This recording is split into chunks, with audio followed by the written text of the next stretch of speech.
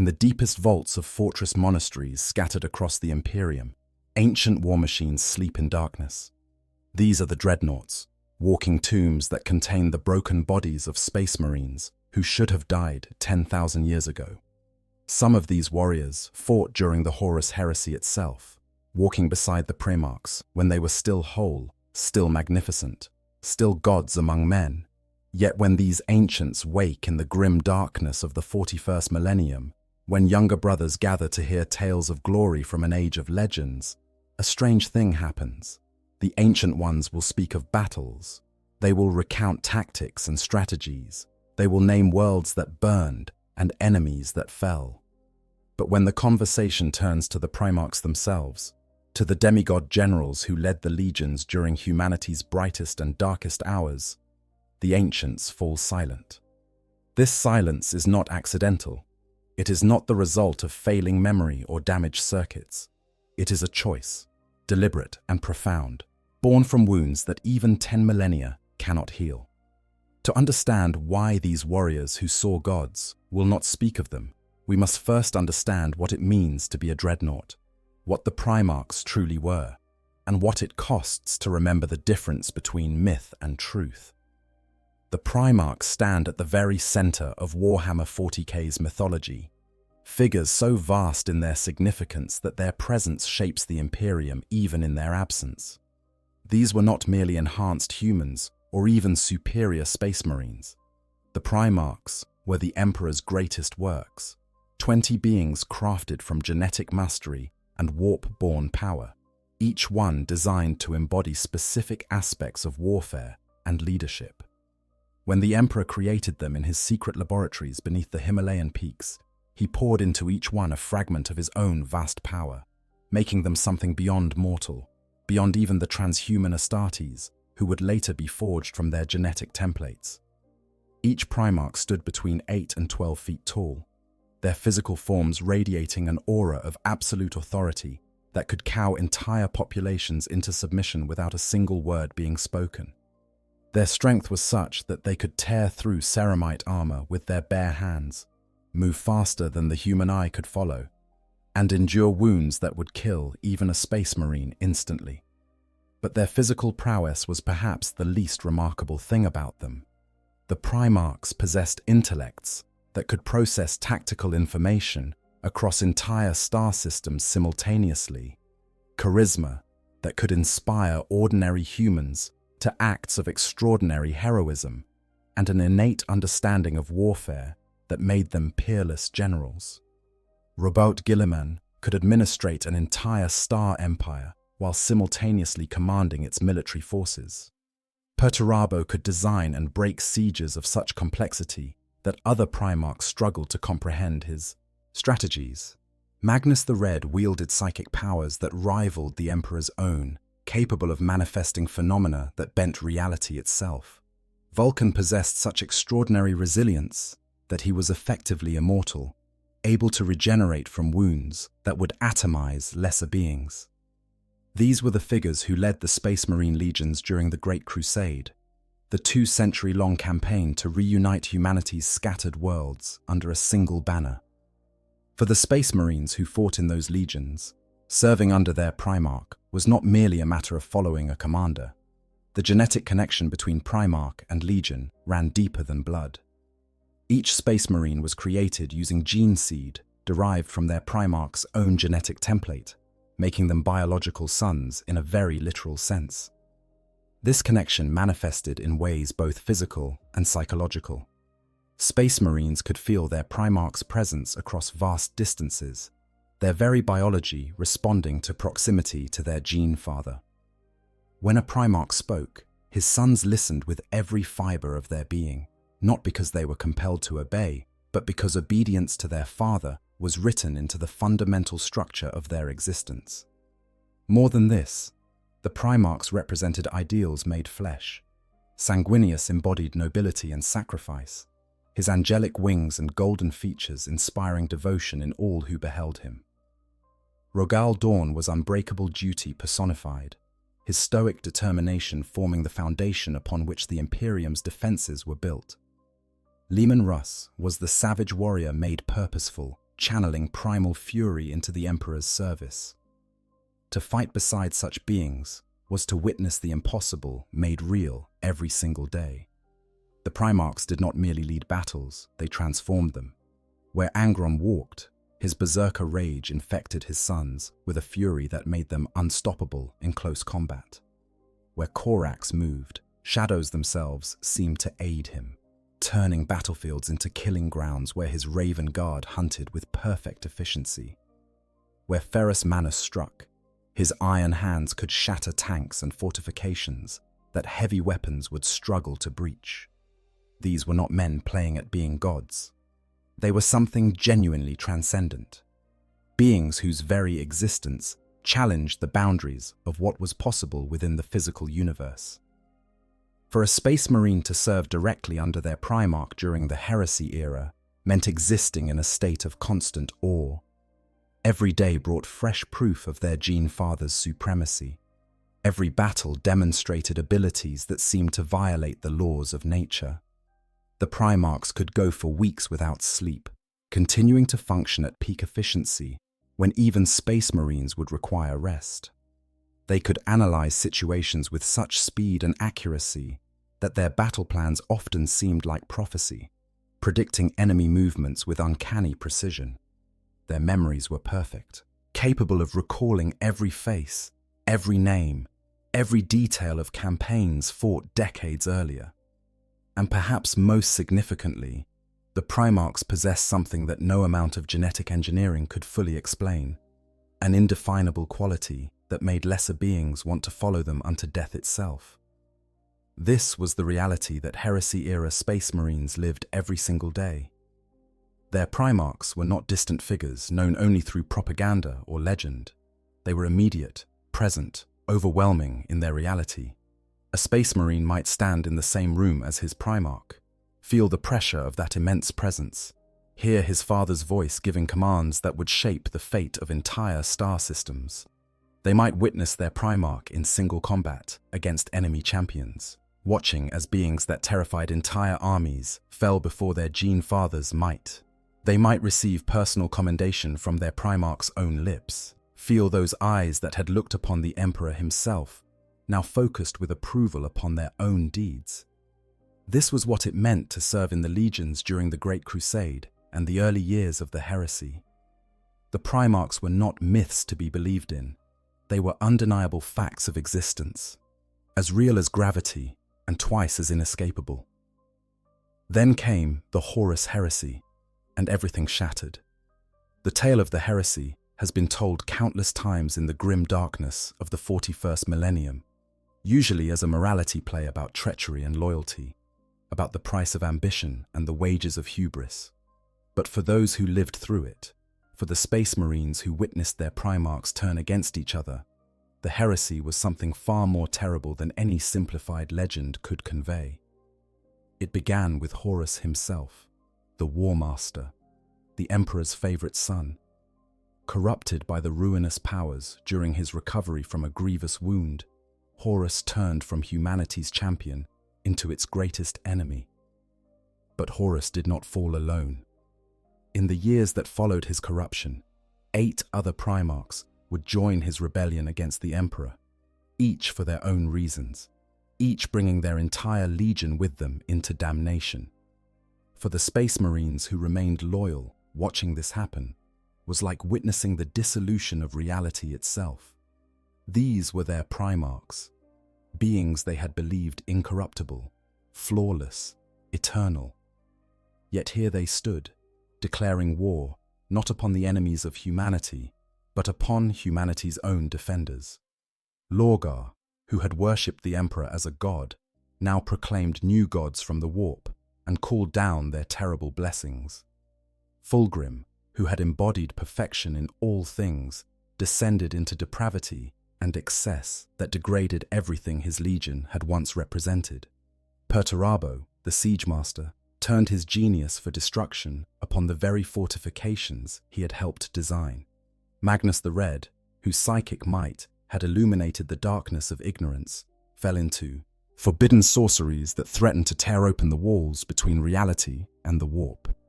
The loyal Space Marines watched, as their traitorous brothers transformed before their eyes. The World Eaters, once warriors with discipline and purpose despite their rage, became howling berserkers who cared nothing for tactics or strategy, killing friends and foes alike in their bloodlust. The Death Guard, who had endured hardship with stoic determination, surrendered themselves to Nurgle's plagues and became walking corpses animated by disease and despair. The Thousand Sons, scholars and seekers of knowledge, were reduced to animated armor containing nothing but dust and the screaming remnants of their souls. The Emperor's children, who had pursued martial perfection, degraded into sensation seekers who found pleasure in inflicting and experiencing agony beyond imagination. This corruption extended to the Primarchs themselves in ways that horrified those who witnessed it. Fulgrim became possessed by a demon, his beautiful features twisted into something that hurt to look upon, his voice carrying tones that drove listeners to madness. Angron was elevated to demon princehood, his already formidable rage amplified into something that could crack reality itself with its intensity. Mortarion embraced Nurgle's gifts, his body swelling with disease and corruption until he became a bloated parody of his former self. Magnus the Red made pacts with Tzeentch that shattered his legion and transformed him into a cyclopean horror of ever-changing flesh. For the Space Marines who fought on the Loyalist side, facing these corrupted Primarchs in battle was an experience that defied description. Imagine being a Space Marine of the Ultramarines, trained and conditioned to revere your Primarch as the pinnacle of tactical genius and civilized warfare, and then watching as Fulgrim strikes down Reboot Guilliman with a poisoned blade, gloating over the body of a fellow Primarch as if their brotherhood had meant nothing. Imagine being a Space Wolf, raised to honor Leman Russ as the ultimate warrior, and then hearing that Magnus the Red has broken the Emperor's wards around Terra itself, that the psychic might of a Primarch has been turned against the very heart of the Imperium. Imagine being an Imperial fist, standing on the walls of Terra during the final siege, and watching as Perturabo's siege engines pound your fortifications with a precision that only one who helped design them could achieve. These were not merely battles against superior enemies. They were confrontations with beings who had once represented everything the Loyalists aspired to be, now transformed into monsters that embodied everything they had sworn to destroy. And the loyal Primarchs were not immune to the horror of it all. Sanguinius, facing his brother Horus in the throne room of the traitor's flagship, had to reconcile the Warmaster he had loved as a brother with the demon-empowered abomination before him. Rogel Dawn, master of defense, watched as Perturabo's genius for siege warfare systematically broke apart every defense the Emperor's Praetorian could devise. Jagatai Khan, who had respected all his brothers even when he disagreed with them, found himself hunted by the Alpha Legion's endless deceptions and treacheries. Leman Russ, who had burned Prospero and scattered the Thousand Sons, discovered that his victory had only driven Magnus deeper into chaos's embrace. Corax, who had prided himself on his legion's precision and discipline, watched helplessly as Lorgar and the Word-Bearers shattered the Raven Guard on Istvan V, reducing his legion from 100,000 Space Marines to barely 3,000 survivors. Vulcan suffered tortures at the hands of Konrad Kurz that would have broken lesser beings, enduring again and again the experience of death and resurrection at the hands of a brother who had descended into nihilistic madness. These were the events that Heresy-Era Space Marines witnessed. They did not read about them in historical texts or hear about them in sanitized briefings. They were there, on the battlefields, in the command centers, watching as the galaxy tore itself apart, and their Primarchs, these beings they had believed incapable of failure, failed in the most catastrophic ways imaginable. Some Primarchs died during the heresy, their immortality proven to be merely extraordinary resilience rather than true invulnerability. Ferrus Manus fell on Istvan V, his head struck from his shoulders by Fulgrim's demon-possessed blade. Sanguinius died defending the Emperor, his back broken by Horus before he managed to wound the Warmaster in return. Konrad Kurz was assassinated, allowing his own death as a final act of spite against the Imperium that had rejected him. Alfarius, or perhaps Omegon, fell to Rogal Dorn's blade, though the mystery of the Alpha Legion's twin Primarchs ensured that uncertainty remained. These deaths were not clean or glorious in the way that Space Marine propaganda would later portray them. They were brutal, horrifying, impossible things that should not have been able to happen to beings of such power. For the Space Marines who witnessed them, each death was a small apocalypse, a fundamental piece of their understanding of the universe being violently torn away. Other Primarchs simply vanished, their fates unknown, leaving their sons to wonder if their fathers lived or died, had abandoned them or been destroyed.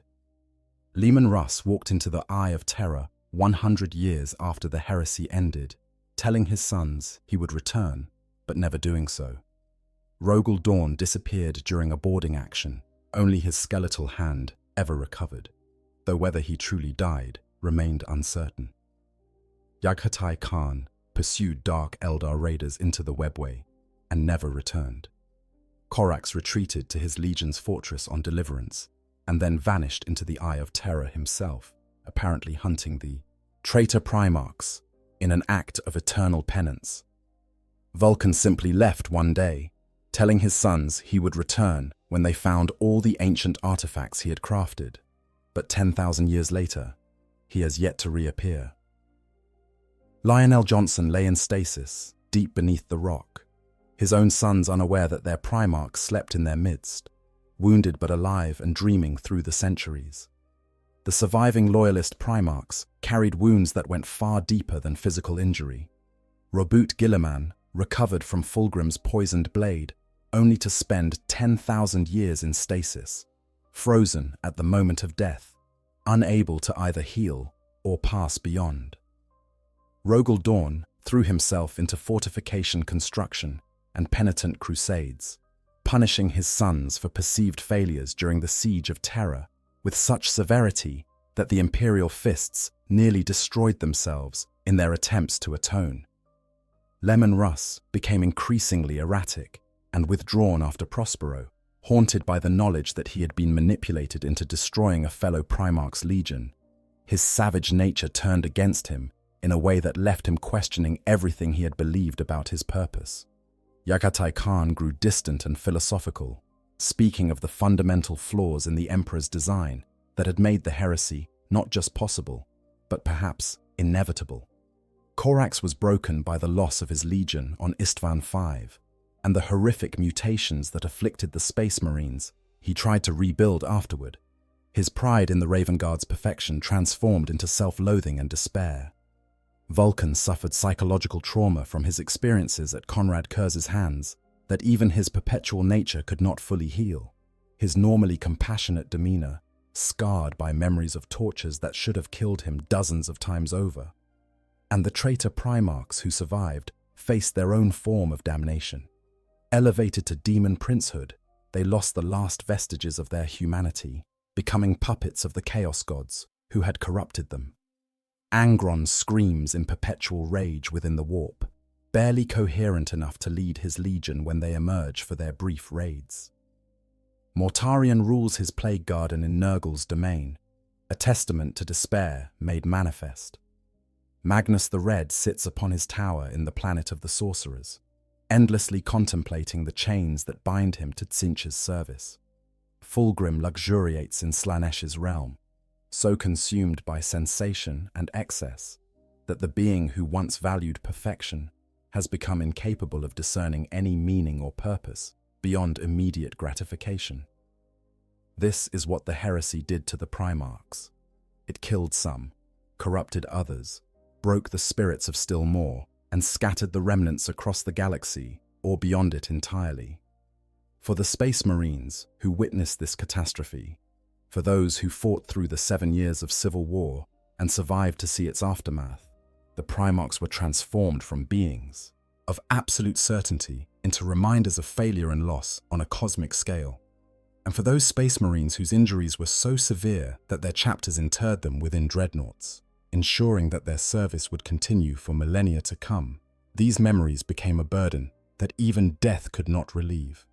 To understand why Heresy-Era Dreadnoughts will not speak of the Primarchs, we must first understand what it truly means to exist within a Dreadnought. The process of internment is presented to Space Marines as an honor, a way for warriors whose bodies have been destroyed, but whose minds remain intact, to continue serving the Emperor. But the reality of existence as a Dreadnought is far more complex and far more terrible than this sanitized description suggests. When a Space Marine is so grievously wounded that even the chapter's advanced medical technology cannot repair him, the decision must be made whether to grant him the Emperor's peace or to preserve him within a Dreadnought sarcophagus. This decision is supposed to be reserved for only the greatest heroes, warriors whose experience and knowledge are deemed too valuable to lose. But there is another factor that determines who becomes a Dreadnought, one that is rarely spoken of openly. The warrior must want to continue fighting. The process of internment requires a will so strong that it can overcome the horror of what is being done. The understanding that from this moment forward there will be no rest, no peace, no end to war until the Dreadnought chassis itself is finally destroyed beyond all repair. The actual procedure of placing a Space Marine within a Dreadnought is as much ritual as surgery. The warrior's shattered body is carefully preserved, organs and tissues that can be saved, maintained through advanced life support systems, while everything else is removed. What remains is often little more than a torso, perhaps less, containing the vital organs and, most importantly, the brain. This remnant of humanity is then placed within the armored sarcophagus at the Dreadnought's core, suspended in amniotic fluid that will sustain it indefinitely. Neural interfaces are drilled directly into the warrior's brain, creating connections between biological thought and mechanical action that allow the Dreadnought to be controlled as if it were the warrior's own body. The senses that the warrior once possessed are gone, replaced by optical sensors, audio receptors, pressure monitors, and targeting systems. The Dreadnought does not see as humans see. It does not hear as humans hear. Every input is filtered through mechanical systems before being translated into something the organic brain can process, creating a fundamental disconnect between perception and reality. This sensory disconnect is one of the first things that drives Dreadnoughts toward madness. Imagine trying to touch something and feeling only pressure readings displayed on a tactical screen. Imagine looking at a sunset and seeing only wavelength analysis and light intensity measurements. Imagine hearing a voice and receiving it as audio data that must be processed and reconstructed before it becomes recognizable as speech. The human brain was not designed for this kind of existence. Even enhanced and modified as Space Marine brains are, they struggle with the fundamental alienness of receiving the world through purely mechanical senses. Over time, many Dreadnoughts report that the world begins to feel less real, as if they are experiencing everything through a thick barrier that muffles and distorts all sensation. Some describe it as being trapped in a dream from which they cannot wake, aware that something is wrong but unable to fix it. Others compare it to drowning, gasping for sensory input that never quite satisfies the brain's desperate need for real, unfiltered experience. The physical limitations are equally punishing. A Dreadnought cannot scratch an itch, cannot shift position to ease discomfort, cannot perform any of the 1,000 tiny movements that keep organic beings sane. The amniotic fluid helps, but it cannot eliminate the fundamental fact that the body within the sarcophagus is dying by inches, kept alive only through the constant ministrations of the life support systems. Pain is a constant companion for many Dreadnoughts, as the interfaces connecting brain to machine generate feedback that organic nervous systems interpret as agony. Some chapters attempt to block this pain through chemical or surgical means, but others believe that pain keeps the warrior focused, prevents them from drifting too far into the mechanical coldness that threatens to consume all dreadnoughts eventually. Then there is the sleep. Between battles, dreadnoughts are placed in stasis, their biological processes slowed to almost nothing, while their mechanical systems are powered down to minimal levels. This is not the restful sleep of ordinary beings, full of dreams and the restoration of mind and body. Stasis sleep is more akin to death, a void where time passes without being experienced, where consciousness simply ceases until the dreadnought is awakened once more. For some dreadnoughts, this is a mercy, a brief respite from the constant assault of mechanical existence. For others, it is a source of profound existential horror, the knowledge that they are being erased from existence again and again, that each awakening might bring them to a galaxy that has moved on decades or centuries without them. And indeed, time becomes meaningless for dreadnoughts in ways that would be impossible for those who have never experienced it to fully comprehend. A warrior might be awakened for a battle, fight for days or weeks, and then return to stasis sleep. When he wakes again, he might discover that a century has passed. Brothers he fought beside are long dead. The chapter's organization has changed. The enemies they face have evolved. Even the language has shifted, words and phrases taking on new meanings or falling out of use entirely. Each awakening is a small shock, a reminder that the world moves on, while the dreadnought remains frozen, unchanging, increasingly out of step with the living universe around him. The psychological effects of this temporal discontinuity are devastating. Dreadnoughts lose their sense of causality, unable to maintain a coherent narrative of their own existence when large chunks of it simply disappear into stasis sleep. They struggle to remember which memories are recent and which are ancient, which brothers still live and which have been dust for centuries. Some dreadnoughts compensate by focusing only on the immediate present, refusing to think about anything beyond their current mission. Others retreat into the past, clinging to memories from before their internment, because those at least have the solidity of having been truly experienced.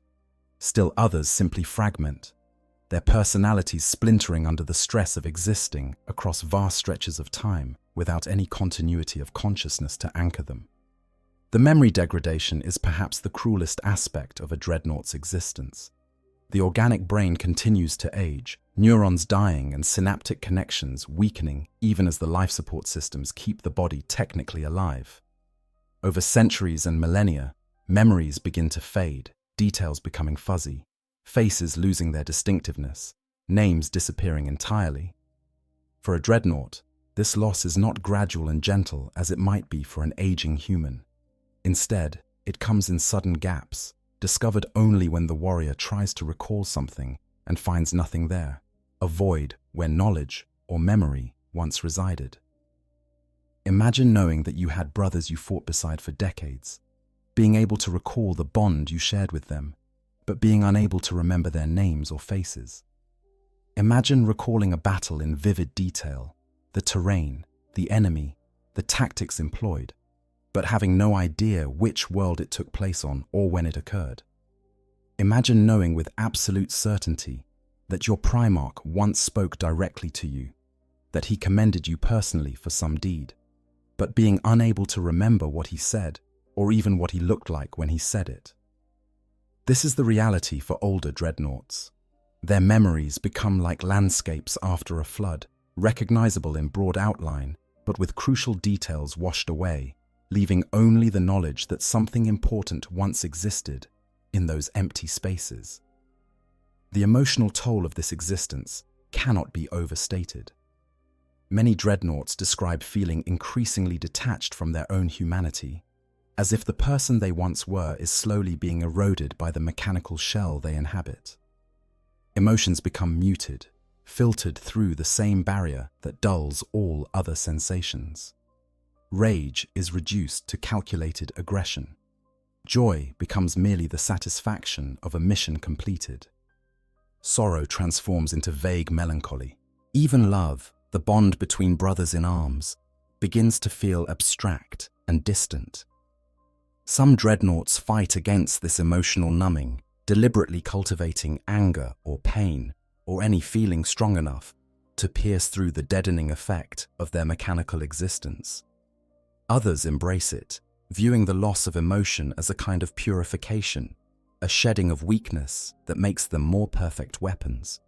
But even these warriors often admit, in their rare moments of honesty, that something vital has been lost, that the price of eternal service is the gradual erosion of everything that made them who they were.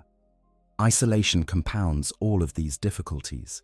When a dreadnought awakens, he often finds that all his old comrades are gone, replaced by space marines who know him only as a legend, a walking relic from a time before they were born.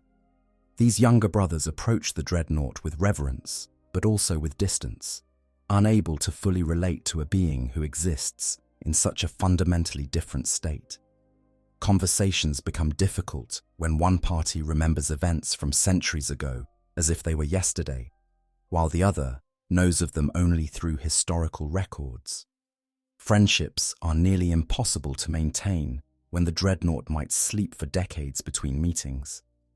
The result is a profound loneliness, the knowledge that even among his own brothers, the dreadnought stands apart, too ancient and too changed to truly connect with the living world around him. For Chaos dreadnoughts, those who fell to corruption during or after the heresy, this existence becomes infinitely worse. Without the technology and traditions that allow loyalist chapters to place their dreadnoughts in stasis sleep, the traitor legion's dreadnoughts remain conscious during the periods between battles, trapped in their sarcophagi, with nothing to do but contemplate their imprisonment.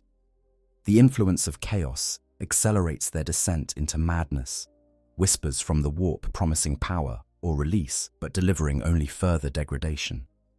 Many Chaos dreadnoughts are kept chained between battles, their own brothers fearing what they might do if left unsupervised.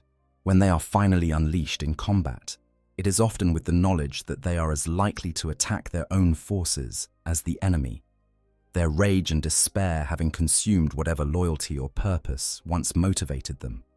The transformation of loyal dreadnoughts into hellbrutes represents the ultimate horror of this existence, the fusion of biological remains with demonic entities that turns the warrior into a screaming engine of pure torment, aware enough to suffer, but too far gone to ever find peace. This, then, is what it means to be a dreadnought. It is not glory or honor, though it is sold as both. It is a particular kind of damnation, a condemnation to exist in a state between life and death, serving the chapter in a form that becomes less human with each passing century, unable to truly rest until destruction finally claims the war machine and frees the warrior within. For a dreadnought who was interred during the Horus Heresy, who has existed in this state for 10,000 years, the accumulated weight of that existence is almost beyond imagining. And when that dreadnaught's memories include watching Primarchs in their prime, when he carries within him the knowledge of what those demigods truly were, the choice to speak of them or remain silent becomes fraught with meaning far beyond what younger brothers could possibly understand. Bjorn the Fell-Handed stands as perhaps the single most important exception to the general silence of Heresy-Era dreadnoughts regarding the Primarchs, and in being the exception, he paradoxically proves why the rule exists. Bjorn is unique among all dreadnoughts in the Imperium, not merely for his age, though being over 10,000 years old certainly qualifies as remarkable, but for his willingness and ability to speak about Leman Russ, the Wolf King, the Primarch of the Space Wolves. Every century, Bjorn is awakened not for war, but specifically to share his memories of Russ with the current generation of Space Wolves, to keep alive the oral traditions of the chapter through first-hand testimony of events that would otherwise exist only in fragmentary records. Yet even Bjorn's exceptionalism reveals the tremendous cost of bearing such memories and the reasons why other Heresy-Era dreadnoughts choose silence instead. Bjorn's relationship with Leman Russ was complex and painful in ways that even 10,000 years have not fully resolved. He was not one of Russ's original Wolf Guard, not one of the Primarch's closest companions during the Great Crusade. Instead, Bjorn rose to prominence through tragedy, becoming the fell-handed after he fought and defeated the demon Arvax, the arch-slaughterer, avenging the death of his entire pack. This act of desperate heroism earned him a place in Russ's personal retinue and the Primarchs' attention, but it came at the cost of survivor's guilt that haunted Bjorn for the rest of his mortal life and beyond. Russ saw in Bjorn something that he valued highly, a capacity to endure loss and continue fighting despite it, a strength of will that would allow the young warrior to bear burdens that would break lesser men. This was why, when Russ departed for the Eye of Terror 100 years after the heresy, he left Bjorn behind. All of Russ's other Wolfguard accompanied their Primarch on that final journey. Only Bjorn remained, charged with becoming the first Great Wolf, the first chapter master of the Space Wolves in Russ's absence. The decision devastated Bjorn. He felt rejected, abandoned by the father he had come to love more than life itself. That Russ trusted him enough to leave him in command was little comfort when what Bjorn wanted most was to continue serving at his Primarch's side. This wound, this sense of having been left behind, colors everything Bjorn says about Leman Russ even now, 10,000 years later. When he speaks to his chapter about the Wolf King, there is love in his words, certainly, and pride in having served such a master. But there is also bitterness, anger that has not diminished despite the millennia that have passed. Bjorn remembers Russ with perfect clarity, or at least he remembers the Russ that existed before the Primarch became distant and haunted by the consequences of Prospero. He recalls the Primarch's fierce joy in battle, his loyalty to the Emperor, his love for his sons. He also recalls Russ's flaws, his arrogance, his willingness to be used as a weapon against his own brothers, his failure to see how Horus had manipulated him into attacking Magnus and the Thousand Sons. These memories exist in Bjorn simultaneously, the adoration of a son for his father, entangled with the resentment of one who was left to pick up the pieces after that father walked away. When Bjorn speaks, he speaks truth, but it is a truth complicated by emotion, by personal investment, by the particular nature of his relationship with Russ. What makes Bjorn willing to speak when so many others remain silent? Part of the answer lies in necessity. The Space Wolves maintain strong oral traditions, passing down knowledge through story and song rather than purely through written records. For them, Bjorn serves as a living link to their founding, a source of authentic testimony about their Primarch that prevents the chapter from drifting too far from Russ's original vision. Bjorn understands that his brothers need these stories, that without them, the Space Wolves risk losing touch with their identity. So he speaks, despite the pain it causes him, because the alternative is to allow Leman Russ to fade entirely into myth. But there is a cost to this speaking, one that becomes apparent when examining the actual content of Bjorn's testimony. He does not speak freely or without constraint. He chooses his words carefully, curating the image of Russ that he presents to each generation. Certain topics are avoided, certain truths left unspoken, certain complexities glossed over in favor of simpler narratives. Bjorn presents a Leman Russ that his chapter can understand and aspire to emulate, not necessarily the complete truth of who the Wolf King was. This curation is necessary because the full truth would be too complicated, too contradictory, too painful for his sons to bear. Consider what Bjorn witnessed during his time fighting alongside Leman Russ. He was present at Prospero, participating in the burning of the Thousand Sons' homeworld, watching as his Primarch carried out what he believed to be the Emperor's command to punish Magnus for his use of sorcery. Bjorn saw the Thousand Sons fight back with desperation, saw the innocents caught in the crossfire, saw his own brothers die fighting warriors who should have been their allies, and then, in the years that followed, as the heresy unfolded and the truth of Horus's manipulation became clear, Bjorn watched Russ realize what had been done to him. The Primarch, who had prided himself on being the Emperor's loyal executioner, who had believed absolutely in his right to carry out judgment, discovered that he had been used as a tool to divide the loyalist legions. that his actions at Prospero had driven Magnus straight into Tzeentch's arms. The guilt of this realization changed Russ, made him more cautious, more questioning, but it also wounded him in ways that never fully healed. Bjorn witnessed this transformation, saw his Primarch struggle with the knowledge that his greatest loyalty had been turned against the very cause he served. How does one speak of such things to Space Marines who view their Primarch as a figure of uncomplicated virtue? How does Bjorn explain that Leman Russ was fallible, that he was used, that his absolute confidence in his own righteousness led to catastrophe? The answer is that he cannot. Not fully, not without risking damage to the chapter's morale and identity. So Bjorn speaks, but he speaks selectively, sharing what can be shared, while keeping the most difficult truths locked away in his own memories. Bjorn also carries the weight of having watched other Primarchs, not just Russ, operate during the Heresy. He fought alongside Space Wolves who served in joint operations with other legions. He saw Rogel Dawn's absolute dedication to fortification and defense. He witnessed Jagatai Khan's lightning-fast raids. He heard reports of what happened on Istvan, of Primarchs turning on their brothers without warning or mercy.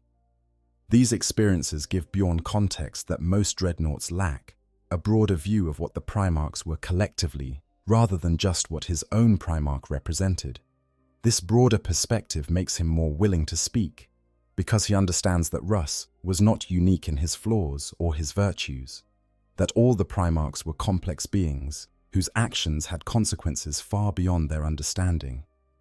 But this same perspective makes speaking more complicated, because how does one explain to Space Wolves raised on stories of their Primarch's superiority that Leman Russ was, in many ways, equal to his brothers, rather than greater? How does Bjorn maintain chapter pride while acknowledging the broader truth of what the Primarchs were? The physical toll of speaking also weighs on Bjorn in ways that younger Space Wolves rarely consider. Every awakening from stasis brings pain as his ancient body protests being roused once more. His memories, even the ones he has managed to preserve, become harder to access with each passing century, requiring more effort to dredge up from the depths of his degrading neurons. The act of speaking itself is exhausting in ways that combat never is, because combat requires only the execution of practiced movements, while speaking requires conscious thought, the careful selection of words, the constant awareness of audience and effect. After Bjorn finishes sharing his tales of Russ with his chapter, the relief he feels when returned to stasis sleep is profound, not because he wishes to be silent, but because the burden of being the keeper of these memories has grown almost unbearable. Yet despite all this, Bjorn continues to speak, century after century, awakening after awakening, because he understands what the alternative would mean. If he remained silent, if he refused to share his memories of Leman Russ, then the Wolf King would become purely mythological, a figure of legend with no anchor in authentic experience. The Space Wolves would drift farther and farther from their founding principles, interpreting Russ through whatever lens seemed most convenient or most flattering. By speaking, even selectively, even with the pain it causes, Bjorn keeps some measure of truth alive in his chapter. He serves as a corrective to the worst excesses of mythology, a reminder that the Primarch was real, was complex, was worthy of remembrance, not because he was perfect, but because he was genuinely extraordinary. In this sense, Bjorn proves the importance of testimony from Heresy-Era Dreadnoughts. His willingness to speak enriches the Space Wolves immeasurably, giving them a connection to their past that other chapters must reconstruct from fragmentary records. Yet even Bjorn's example reveals why most Heresy-Era Dreadnoughts choose silence. The cost is simply too high. The pain of remembering, the difficulty of articulating truths that defy simple explanation, the risk of damaging one's chapter through inconvenient honesty, all of these factors push towards silence as the easier, safer choice. Bjorn perseveres because he has no choice, because the Space Wolves need him to speak, and because Russ's final command was for Bjorn to hold the chapter together until the Primarchs return. But for dreadnoughts, who lack that specific mandate, who serve chapters with different traditions, or whose relationships with their Primarchs were less central to their identity, silence offers a relief that speaking cannot provide. The memories themselves are part of the problem, representing a burden that grows heavier rather than lighter with time. A Heresy-Era dreadnought carries in his mind images of Primarchs in their full glory, visions of beings whose presence could fill an entire battlefield with their sheer force of personality. These are not memories of distant commanders, known only through Vox communications and strategic briefings. They are memories of standing in the same room with a Primarch, feeling the weight of that immense consciousness focused upon you, hearing words spoken by a voice that could command armies or inspire individual warriors with equal facility. Such memories do not fade gracefully. They retain their intensity across millennia, remaining as vivid and overwhelming as the day they were formed. This persistence of intensity creates a fundamental disconnect between the dreadnought's memory and his current reality. Consider a space marine who fought during the Heresy, who once stood in Sanguinius's presence and felt the full impact of the angelic Primarch's charisma. That moment is frozen in his memory with perfect clarity: the golden armor, the magnificent wings, the expression of compassion and determination that made every blood angel want to be worthy of such a father. Now imagine that same space marine, 10,000 years later, interred within a dreadnought, awakened to fight in an era where Sanguinius is long dead, where the blood angels struggle with genetic flaws that would have horrified their Primarch, where the chapter's greatest heroes are measured not against Sanguinius himself, but against pale shadows of his legend. How does this ancient warrior reconcile his perfect memory of what Sanguinius was with what the chapter has become in their father's absence? How does he explain to blood angels who know their Primarch only through art and story and hagiography what it felt like to actually stand before him, to be judged by those eyes, to hear approval or disappointment spoken in that voice? The answer is that he cannot, not really, because the experience is fundamentally inexpressible. Language fails when trying to convey what the Primarch's presence felt like. Comparisons fall short. Metaphors sound hyperbolic.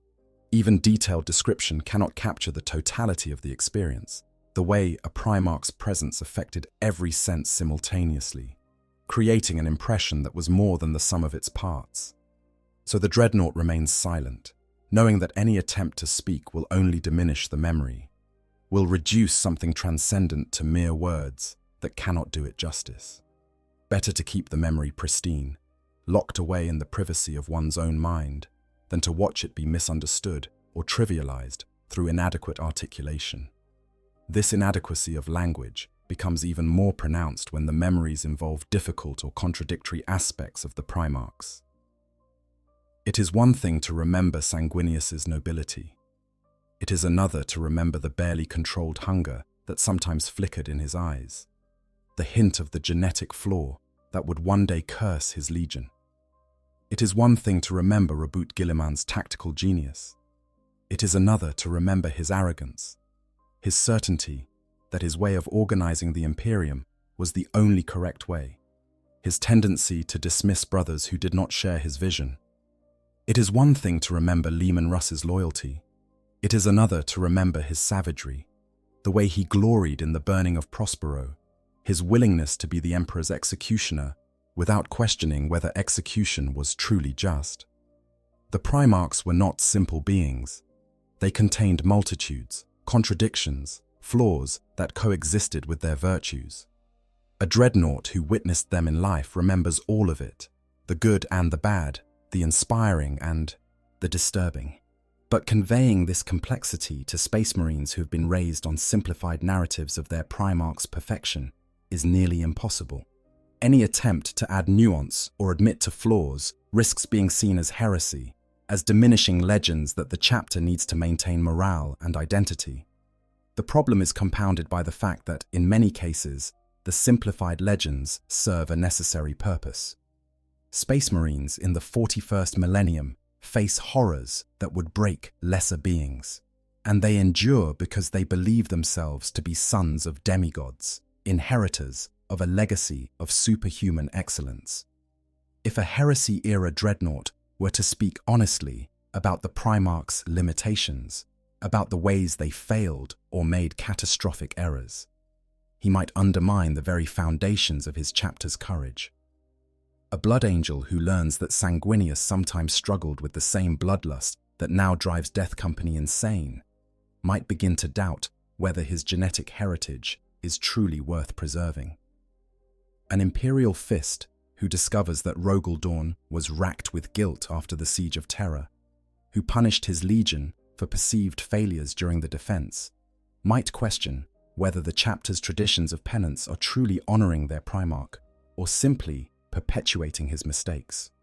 An Ultramarine who realizes that Roboute Guilliman's Codex Astartes was written partially out of Guilliman's own need for control and order after the chaos of the heresy might wonder whether slavish adherence to its doctrines is truly what their Primarch would have wanted. These are dangerous thoughts in the grim darkness of the 41st millennium, where doubt can open the door to corruption and where the Imperium's survival depends in part on the absolute conviction of its defenders. So Heresy-Era dreadnoughts choose silence, protecting their chapters from truths that might do more harm than good. They let the legends stand, even when those legends diverge significantly from the reality they remember, because the alternative is to potentially weaken the very institutions they have spent millennia serving. This is not cowardice or dishonesty in any simple sense. It is a calculated decision to prioritize the present over the past, to value what their chapters need now over what actually happened then. The Dreadnoughts understand that they are not historians trying to preserve objective truth. They are warriors still serving their chapters, and sometimes the greatest service they can provide is to keep their memories to themselves, allowing younger brothers to draw strength from simplified versions of the past, rather than being paralyzed by its full complexity. There is also the matter of what speaking about the Primarchs would reveal about the Dreadnoughts themselves and their own failures. Every warrior who survived the Horus Heresy carries guilt for things left undone, for brothers they failed to save, for battles they did not win decisively enough. For those who became Dreadnoughts, this guilt is amplified by the knowledge that they are still here, still fighting, while so many who were worthier perished and are now forgotten. Speaking about the Primarchs would inevitably involve speaking about one's own service under them, and that means confronting uncomfortable questions about one's own adequacy. Why did the Primarch fall when you survived? Why were you not at his side when he needed you most? Why did you fail to prevent the tragedies that befell your legion? These questions have no good answers, only rationalizations that sound hollow even to the one offering them. Silence spares the Dreadnought from having to voice these inadequate explanations, allows him to keep his shame private rather than exposing it to the judgment of younger brothers who might not understand the impossible situations the heresy created. The simple fact is that witnessing the Primarchs and witnessing the heresy left wounds that have never healed, and speaking about those wounds requires a vulnerability that most Dreadnoughts are unwilling to show. They are supposed to be fonts of wisdom, exemplars of the chapter's values, sources of inspiration for younger warriors. Admitting the depth of their trauma, revealing how broken they remain after 10,000 years, would undermine the role they are supposed to play. Better to maintain the image of the invincible ancient, the warrior whose long service has granted him perspective and serenity, even if the truth is that sleep offers the only real escape from memories too painful to fully confront. In their silence, Heresy-Era Dreadnoughts preserve not just their chapter's idealized vision of the Primarchs, but also their own carefully maintained facades of having transcended the suffering that their existence entails. The Horus Heresy was not merely a civil war where brother fought brother. It was a rupture in reality itself, a period when everything the Space Marine legions believed about their purpose and place in the universe was revealed to be built on foundations far more fragile than anyone had imagined. For the Space Marines who lived through it, particularly those who were later interred within Dreadnoughts and thus forced to carry memories of the heresy across millennia, the experience left scars that no amount of time can truly heal. When these ancient warriors choose not to speak of the Primarchs, they are also choosing not to speak of what they witnessed during those terrible years, and the two silences are inextricably linked. The betrayal began at Istvan III, where Horus sent loyalist elements of his own legion, along with loyalists from the Emperor's Children, World Eaters, and Death Guard, down to the planet's surface under the pretense of bringing it to compliance. Then he ordered the virus bombing of the entire planet, attempting to kill every loyalist in his forces in a single stroke. Many survived the initial bombing, taking shelter in fortifications or being protected by their power armor's environmental seals. So Horus sent down forces to finish the job, traitor Space Marines hunting their own brothers through the ruins of a dead world. The fighting on Istvan III lasted for months, a desperate last stand by warriors who knew they had been betrayed by their own Primarchs, but could not quite comprehend the scale of what was happening. When Angron, in his impatience, descended to the surface to join the slaughter personally, the Loyalists found themselves facing not just their corrupted brothers, but a Primarch whose rage had been unleashed without any restraint. Those who survived long enough to witness Angron's full fury, who watched him tear through their lines like a demon given flesh, who felt the psychic pressure of his killing rage pressing down on them like a physical weight. These warriors learned firsthand that the Primarchs were not merely superior versions of themselves, but beings who operated on an entirely different scale of existence. But Istvan III was only the beginning. The true horror came at Istvan V, the drop site massacre, where the traitors sprang their most devastating trap. 7 legions arrived at Istvan V to punish Horus and his collaborators for their betrayal at Istvan III. The first wave consisted of the Iron Hands, Salamanders, and Raven Guard, who descended to the planet's surface and immediately engaged the traitor forces. The second wave, which was supposed to support the first, consisted of the Iron Warriors, Word-Bearers, Night Lords, and Alpha Legion. But the second wave did not come to support their loyalist brothers. They came to slaughter them.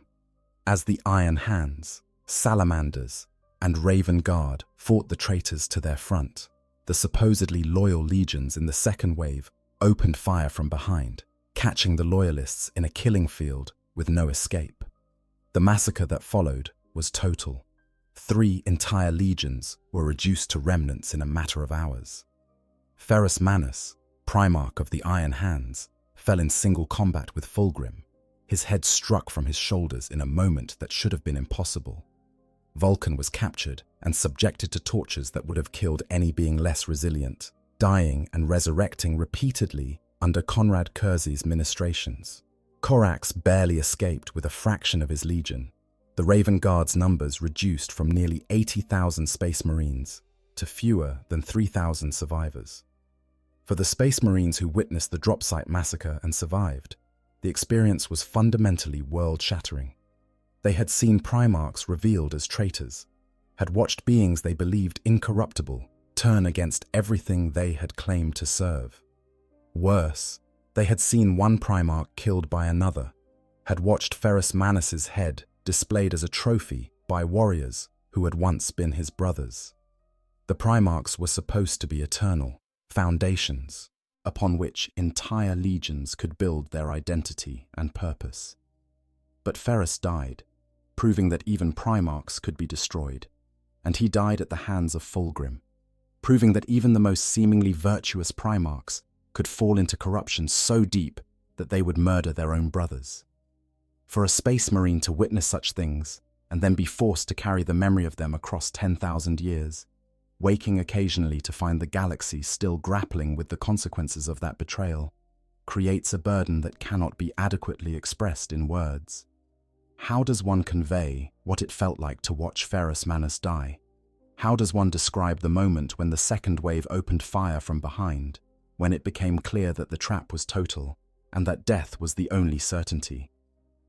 These are not memories that can be shared in any meaningful way, because the horror of them is too vast and too personal to fit within the constraints of narrative.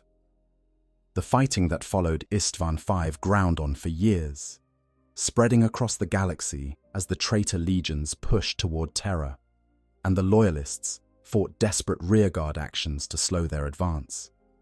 Every battle brought fresh atrocities, fresh proof that the galaxy had fundamentally changed. On Calth, the word-bearers betrayed the Ultramarines, attempting to destroy the 13 Legion through a combination of orbital bombardment, ground assault, and sorcerous corruption. Robert Guilliman survived only through extraordinary luck and determination, rallying his shattered legion to fight back against overwhelming odds. The Ultramarines would spend the rest of the heresy rebuilding in Ultramar, unable to reach Terra in time to defend it, a failure that haunted Guilliman for the remainder of his life. On Prospero, the Space Wolves completed their destruction of the Thousand Suns, burning the Legion's homeworld and scattering its survivors into the warp.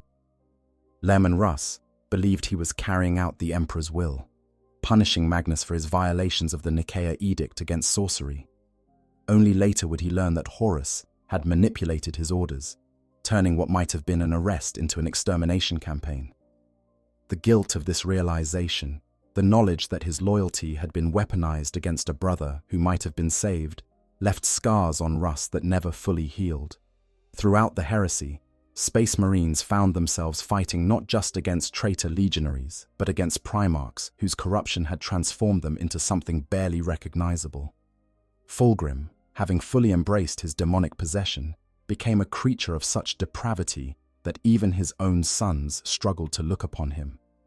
Angron, elevated to demon princehood by Horn, transcended into a being of pure rage that killed everything in its vicinity, friend and foe alike.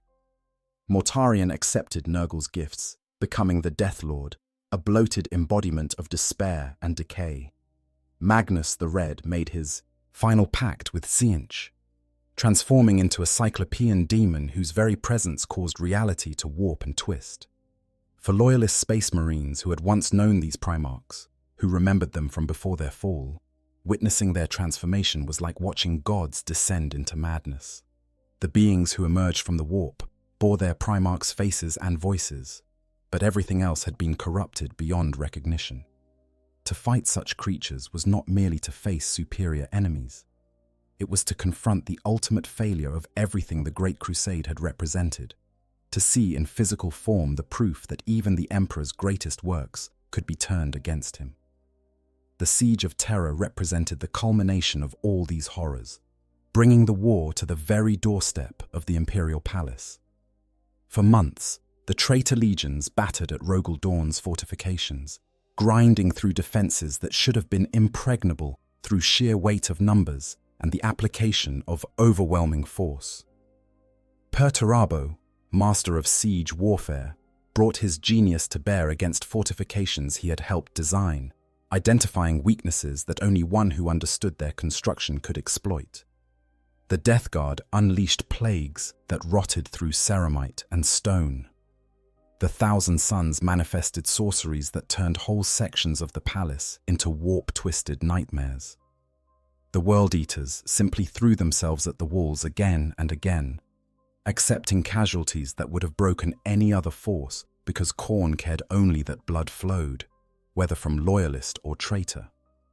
Defenders who fought in that siege witnessed Primarchs leading assaults personally, saw Mortarion walking through walls of defensive fire that would have vaporized entire companies of ordinary Space Marines, watched Angron carve paths through Imperial defenses that should have required entire armies to breach.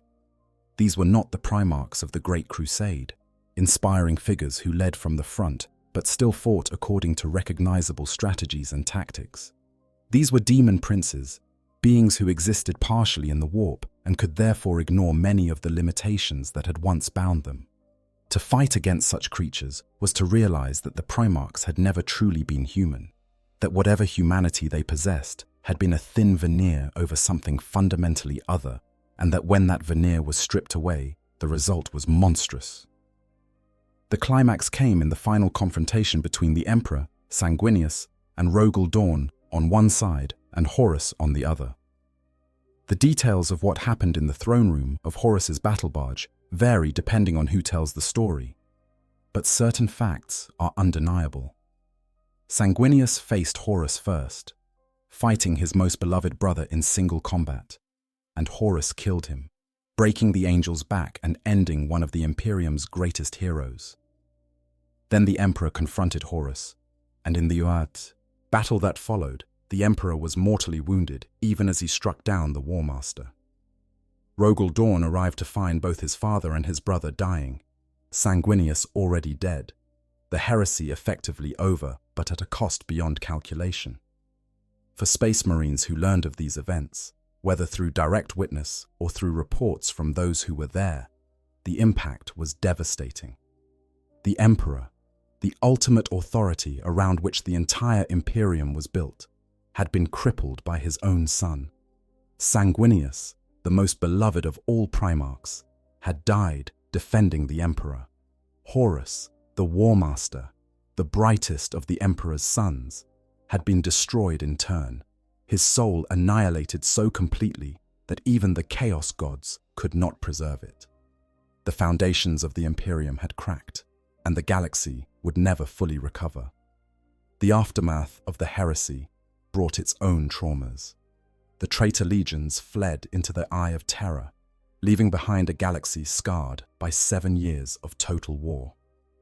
The surviving loyalist Primarchs dealt with the consequences of the war in their own ways, and for the Space Marines who had served under them, watching their fathers grapple with guilt and grief and rage added another layer of pain to their memories. Rogel Dawn became obsessed with fortification and penance, driving his imperial fists to punish themselves for perceived failures during the siege. Rabut Guilliman threw himself into rebuilding the Imperium, creating the Codex Astartes, and reorganizing the legions into chapters, imposing order where chaos threatened to consume everything. Corax withdrew into isolation, haunted by the loss of his legion and the failed attempts to rebuild it through accelerated gene seed implantation that resulted in horrific mutations. Leman Russ grew increasingly erratic, struggling with the knowledge that he had been manipulated into attacking Magnus. Vulcan endured, as was his nature, but the scars of his tortures remained, visible to those who knew him well. Jagatai Khan became more philosophical, speaking of fundamental flaws in the Emperor's design, questioning whether the heresy had truly been avoidable or whether it was the inevitable result of creating beings as powerful and as flawed as the Primarchs. For the Space Marines who witnessed their Primarchs in this wounded state, who saw their fathers struggle with consequences that transcended normal human comprehension, the contrast with the confident demigods of the Great Crusade could not have been more stark. Then came the disappearances. One by one, the surviving loyalist Primarchs vanished, leaving their legions without the guiding presence that had defined their entire existence. Rogel Dawn disappeared during a boarding action, presumably killed though only his skeletal hand was recovered. Leman Russ walked into the Eye of Terror and never returned. Corax followed him, apparently hunting the traitor Primarchs in an act of eternal vengeance. Jagatai Khan pursued Dark Eldar into the webway and was never seen again. Vulcan simply left one day, promising to return when his sons found all the artifacts he had scattered across the galaxy.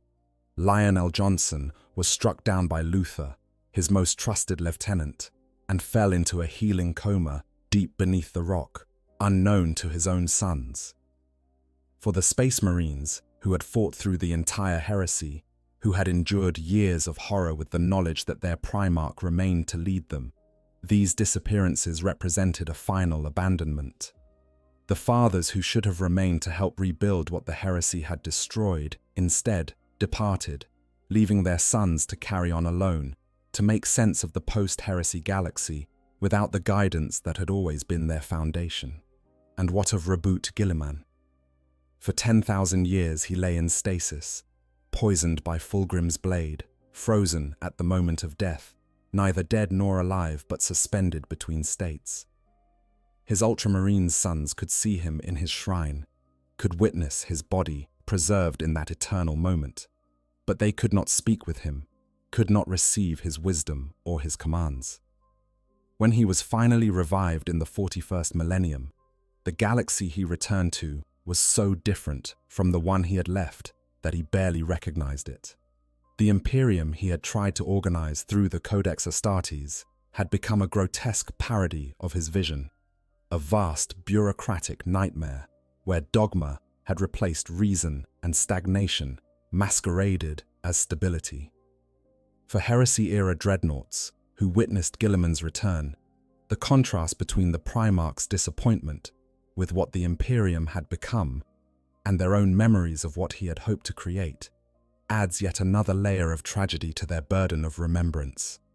All of these experiences, these memories of betrayal and transformation and loss, contribute to the silence of Heresy-Era Dreadnoughts. When younger Space Marines ask them about the Primarchs, they are not asking for the full truth of what those beings were and what happened to them. They are asking for stories that will inspire them, legends that will give them something to aspire toward. The ancient Dreadnoughts know that providing such legends requires omitting the most painful truths, the betrayals and failures and departures that defined the heresy's aftermath.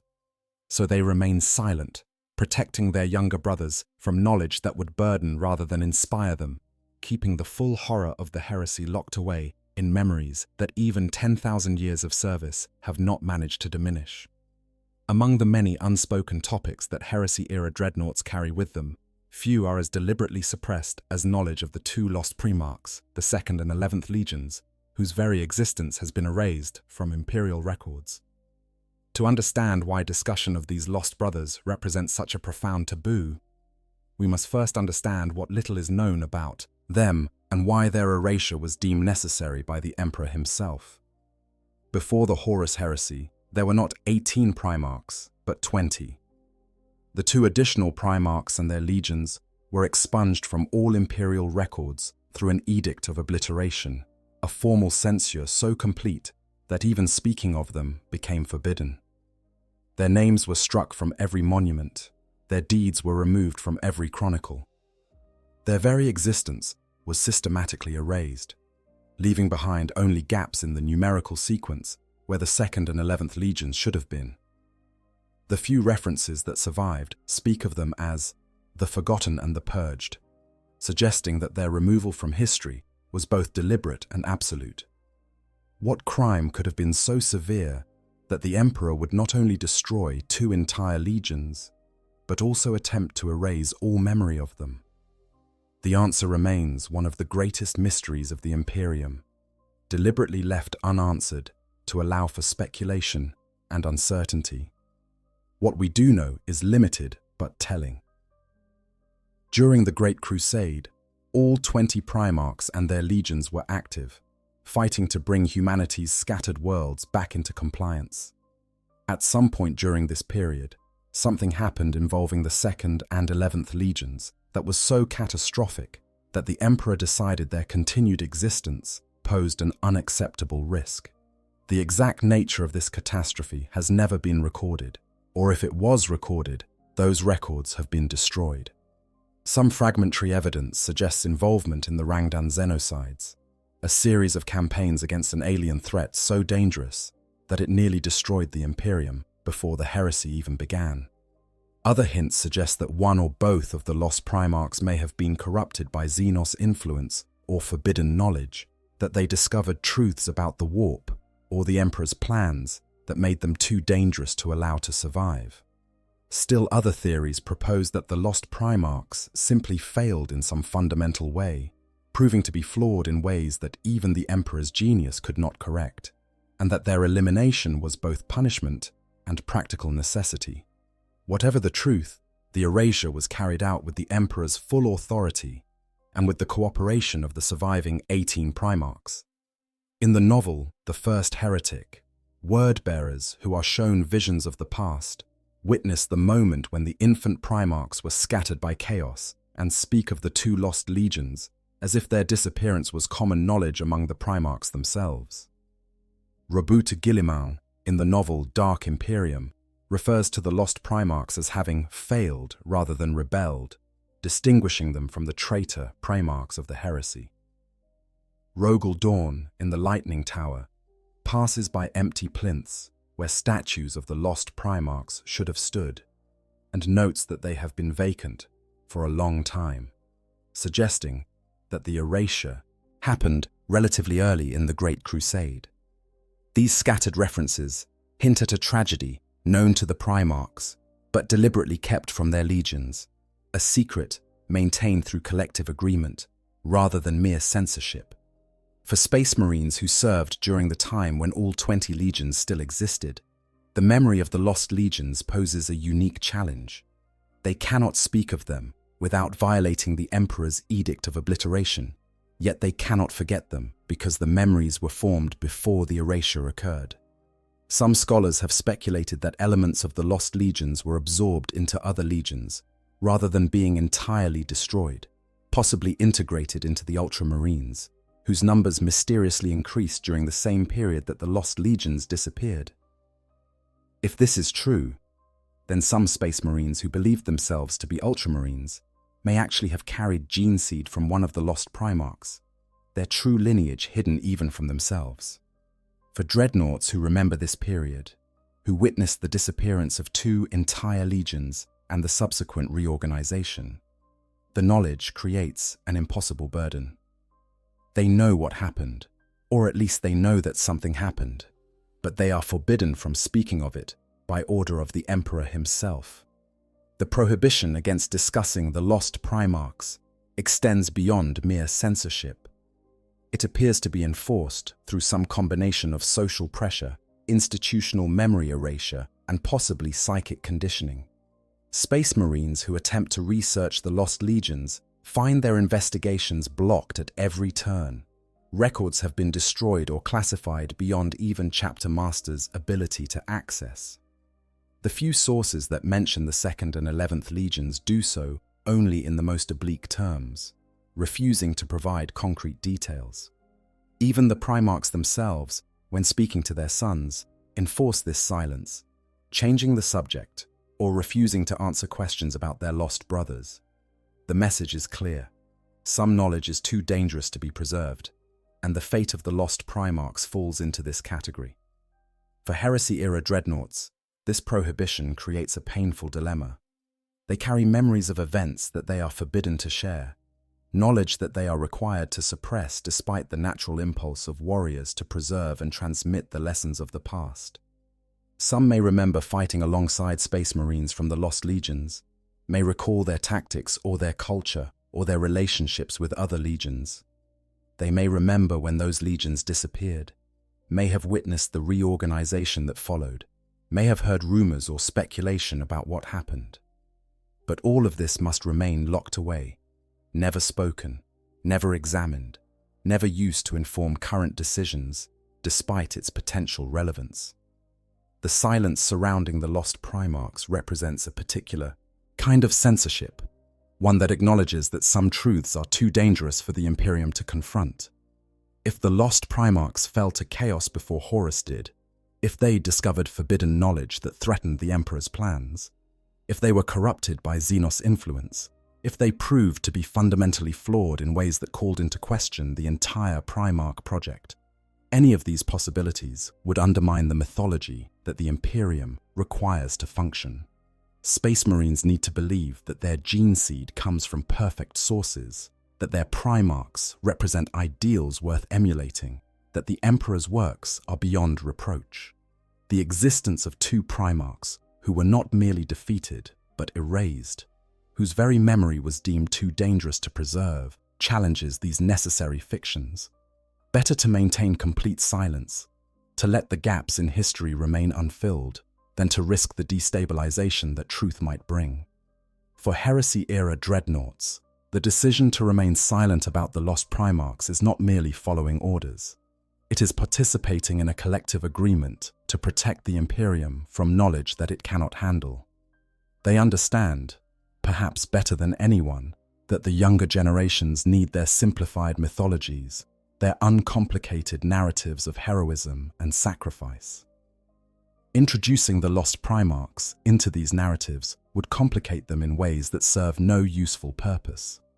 What good would it do for current Space Marines to know that two of the Emperor's sons failed so completely that they had to be erased from history? What benefit would there be in revealing that the Primarchs were not perfect, that even at their very inception the project that created them contained flaws severe enough to require the destruction of two entire legions? The answer is that there would be no benefit, only confusion and doubt and questions that cannot be satisfactorily answered. So, the Heresy-Era Dreadnoughts keep their silence, adding the lost Primarchs to the long list of truths that they carry alone, protecting their chapters through the withholding of dangerous knowledge. In this, the silence about the lost Primarchs exemplifies the broader silence about all the Primarchs, the recognition that complete truth serves no one well when that truth is complicated and painful and potentially destructive. The Dreadnoughts understand that they are not merely warriors, but custodians of history, and part of that custodianship involves knowing what should be remembered and what should be forgotten. The lost Primarchs fall firmly into the latter category, and so they remain unspoken, their absence marked only by gaps in the numerical sequence, and the occasional oblique reference that raises more questions than it answers. Yet even this enforced silence carries its own burden. The Dreadnoughts know that by suppressing knowledge of the lost Primarchs, they are complicit in a lie of omission, allowing the Imperium to maintain narratives that do not fully reflect reality. This complicity weighs on them, adding to the psychological burden of their existence. They are warriors, trained to value truth and honor, yet they find themselves perpetuating ignorance in service of a greater good. The contradiction is difficult to resolve, and many Heresy-Era Dreadnoughts likely struggle with it during their brief periods of wakefulness, questioning whether their silence truly serves the Emperor or merely preserves a comfortable fiction that will eventually crumble under the weight of its own contradictions. But in the end, they choose silence, because the alternative, speaking truth that has been forbidden by the Emperor himself, would make them traitors to everything they have sworn to uphold. And so the knowledge of the lost Primarchs remains locked away, known to the Dreadnoughts, but shared with no one. A secret that will likely die with them when their sarcophagi are finally destroyed, and the last living witnesses to that ancient tragedy pass beyond even a Dreadnought's ability to preserve memory. Among the many reasons that Heresy-Era Dreadnoughts choose silence, perhaps none is as simply heartbreaking as the passage of time itself.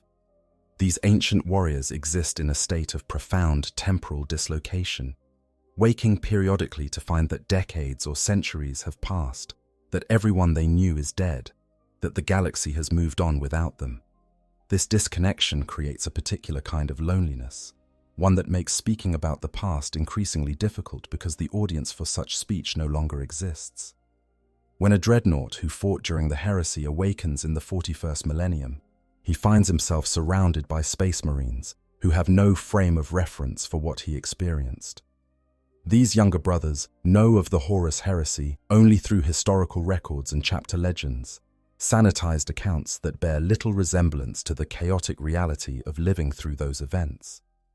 They cannot comprehend what it meant to fight beside a Primarch, because they have never experienced anything remotely comparable.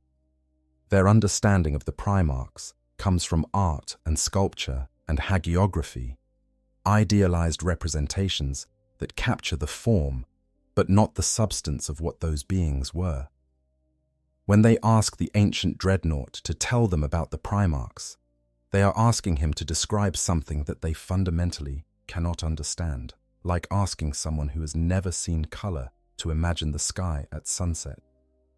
This communication gap manifests in painful ways. The Dreadnought might speak of a battle where he fought alongside his Primarch, describing the tactical situation and the execution of the attack.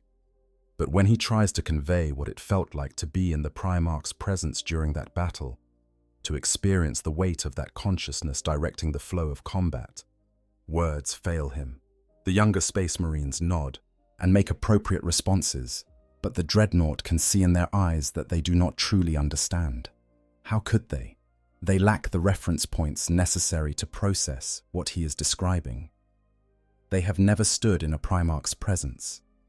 They have never felt their gene father's attention focused upon them. They know intellectually that the Primarchs were superior beings, but intellectual knowledge is a pale shadow of lived experience. The result is a profound sense of isolation, the knowledge that even when speaking to his own brothers, the Dreadnought remains fundamentally alone with his memories. This isolation is compounded by the fact that the younger Space Marines often approach the Dreadnought with preconceived notions about what they want to hear.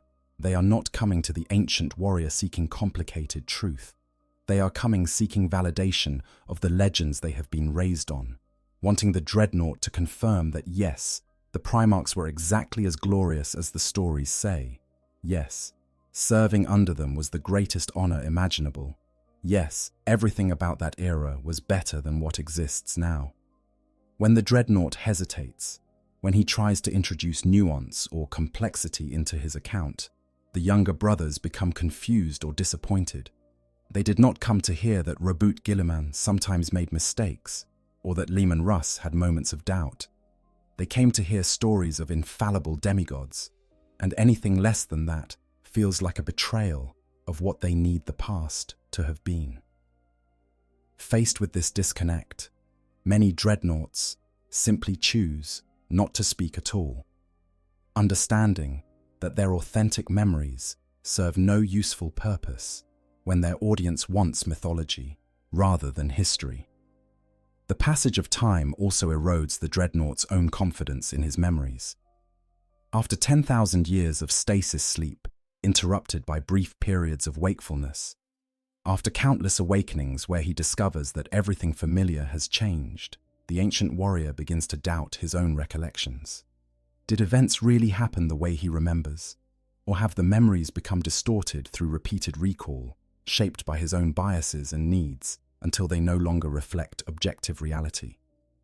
The Dreadnought knows that human memory is malleable, that each time a memory is accessed, it is potentially altered, and even his enhanced Space Marine physiology cannot fully protect against this degradation.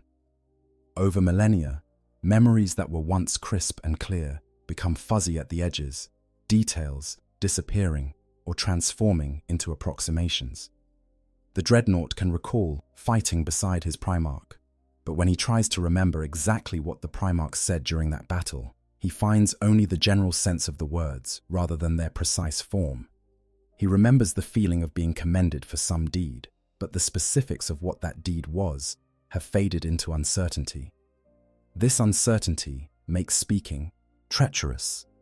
If the Dreadnought shares a memory that turns out to be inaccurate, if he describes events that did not happen quite as he recalls them, he risks undermining his own credibility and calling into question all his other testimony. Better to remain silent than to discover that his memories have become unreliable, that time has stolen even the certainty of his own past from him. For Dreadnoughts, whose primary identity rests on being witnesses to history, the possibility that their witness might be flawed is almost too terrible to contemplate. The silence, in this case, protects not just the chapter's mythology, but also the Dreadnought's sense of his own purpose.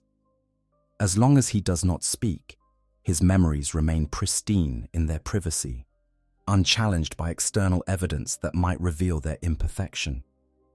The loneliness of temporal displacement extends beyond simply having no contemporaries. It involves existing in a galaxy that has fundamentally changed from the one the Dreadnought remembers. The Imperium of the 41st Millennium bears little resemblance to the Imperium that existed during the Great Crusade, or even during the scouring that followed the Heresy.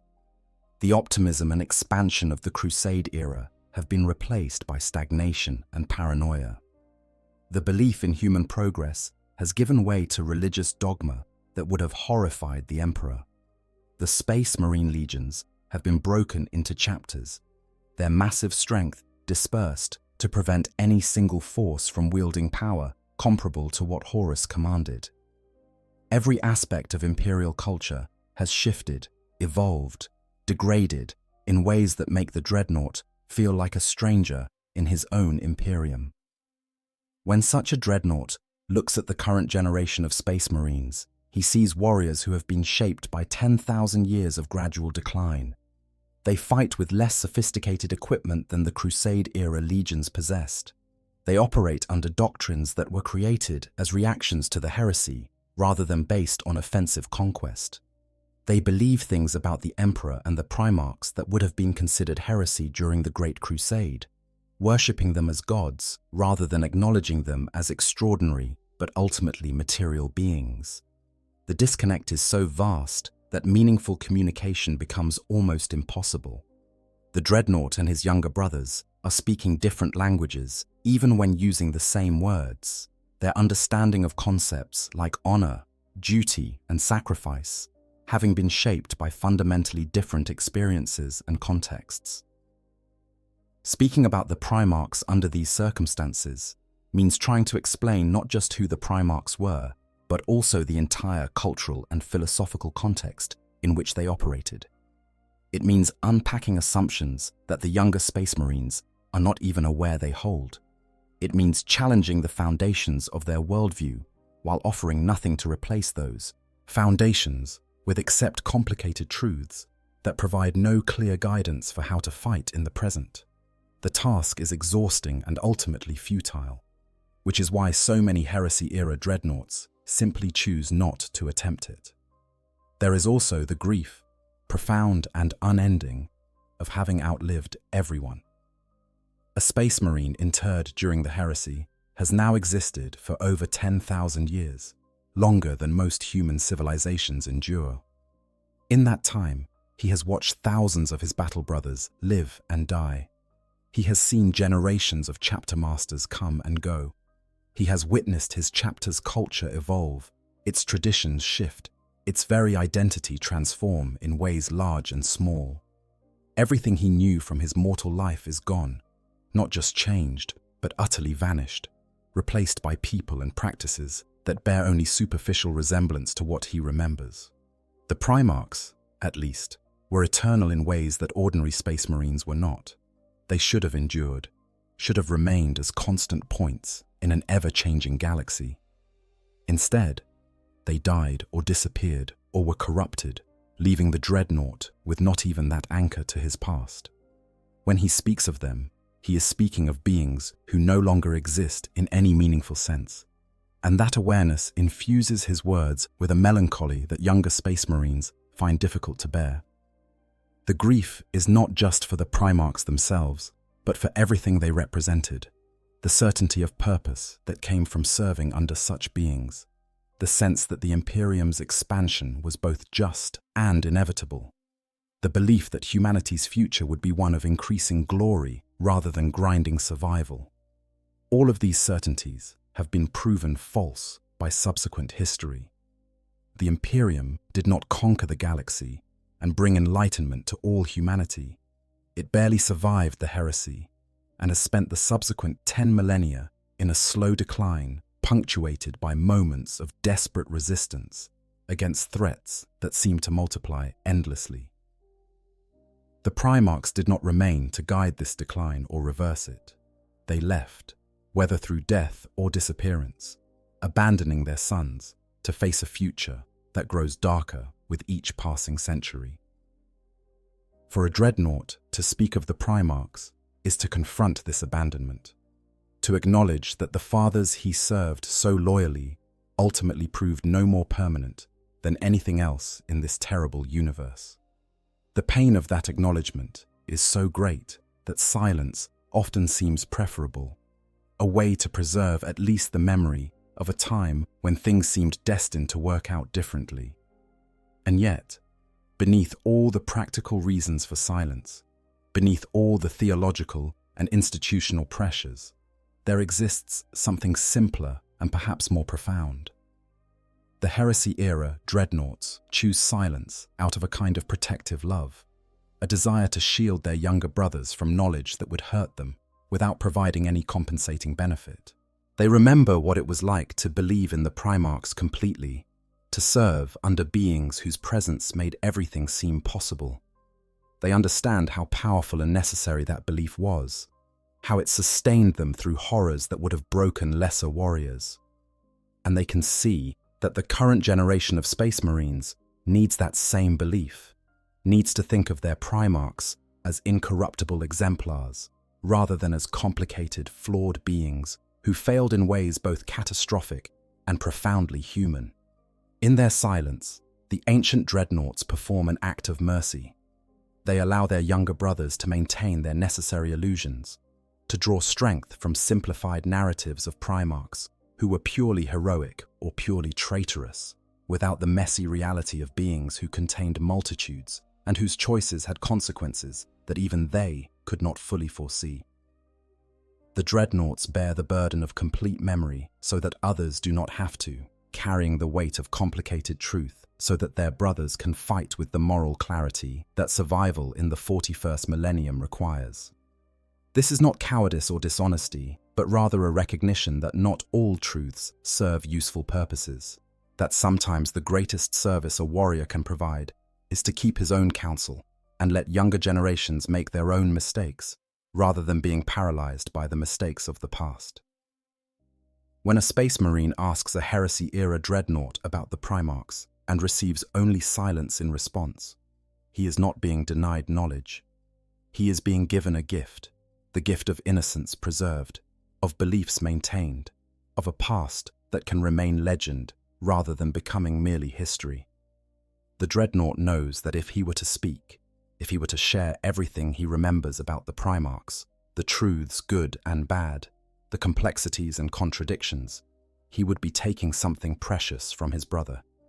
Better to let the younger Space Marine keep his idealized vision, his source of inspiration and strength. The truth will not die with the Dreadnought's silence. It will simply remain his to carry, his burden and his alone, until the day when his sarcophagus is finally destroyed and he can at last rest. The tragedy of Heresy-Era Dreadnoughts is that they serve as bridges between past and present, but can never fully cross that bridge themselves.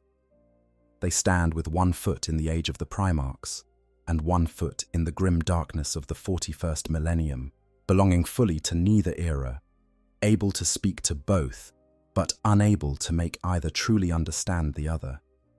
In their silence, they preserve the distance between past and present, allowing each era to maintain its own character without being overwhelmed by the weight of the other. Perhaps this is the greatest service they provide, not the preservation of history, but the preservation of the present's ability to function without being crushed by the full knowledge of everything that was lost, everything that failed, everything that might have been but never was. The Primarchs are gone, one way or another, and the galaxy must learn to survive without them. The Dreadnoughts who remember them choose silence because they understand that the past, however glorious or however terrible, must eventually be let go if the present is to have any chance of becoming a future worth fighting for. While the Imperium of the 41st millennium views the Primarchs as distant legends, figures from a mythical golden age that bears little resemblance to the reality of current existence, the few Heresy-Era Dreadnoughts who remain carry memories of a very different sort. They remember the Primarchs not as myths, but as beings they stood near, fought alongside, received orders from, and in rare cases, conversed with directly. This gulf between memory and legend creates perhaps the most painful aspect of their silence. The knowledge that the truth they carry cannot be integrated into the mythology their chapters require to function. The modern Imperium needs its myths about the Primarchs. In a galaxy where humanity teeters constantly on the edge of annihilation, where every day brings fresh horrors, and where hope is in perpetually short supply, the stories of the Primarchs serve a crucial psychological function.